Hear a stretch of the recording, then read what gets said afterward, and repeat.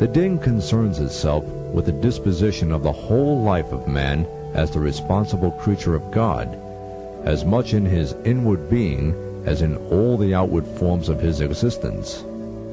The din guides and protects all the ordinary business of everyday living, even there where man is, by God, in steady, reliable control. The call to prayer comes all through the day and every day. It is directed to the whole community, not to a particular class among them. The religious life is not an answer to eclipses or thunderbolts or other natural phenomena. It is the means allowed to man through the prophets, by which he may make himself worthy of faith and capable of steadily choosing the good.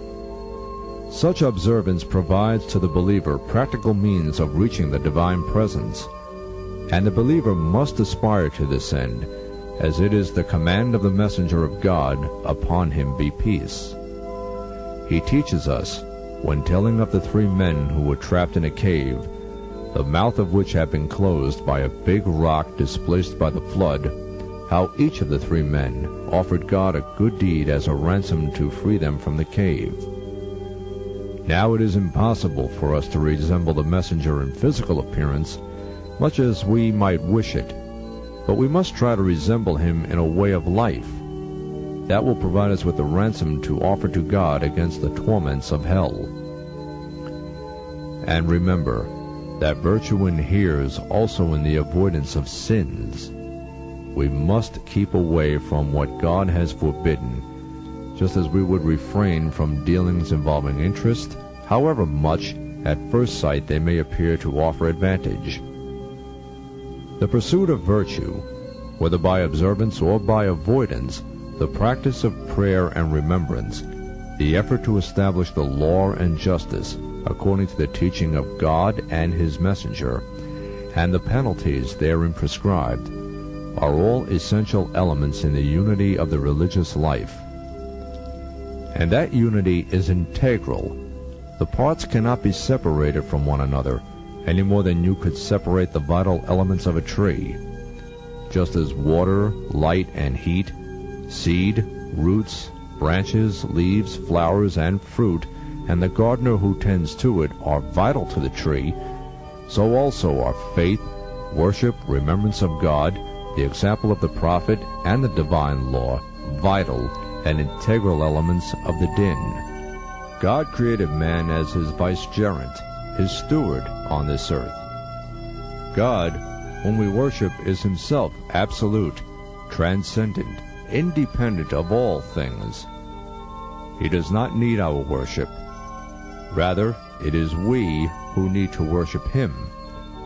It is by his will that we do so. We would be incapable of managing it ourselves. The initiative is by God. God wills that, in accordance with the ordinances of the Quran, we should seek to lead a balanced life. He has opened to us a clear, straight path, so that we need not go astray. It is by following the Quran, this straight path, that man can develop his full potential and attain to true humanity. We are in need of religion. Indeed, if we only understood what we truly need, we should be able directly to perceive man's innate disposition toward eternal happiness. Then we should cultivate this innate disposition and, in different ways, proclaim our true need and desire. O God, give us a way of which you approve, that we may be safe from any sort of deviance. Religion is not formulated by certain men to manipulate others, nor has it been formulated by mankind in general as a way of coping with the natural world. God has revealed religion to man as a portion of his mercy, because man is in need of it and cannot be truly man independently of its guidance. Only the man who has passed through the trials of religious experience can be worthy of eternal happiness. Indeed, only through his following the clear way of religion will any man be distinguished in the hereafter.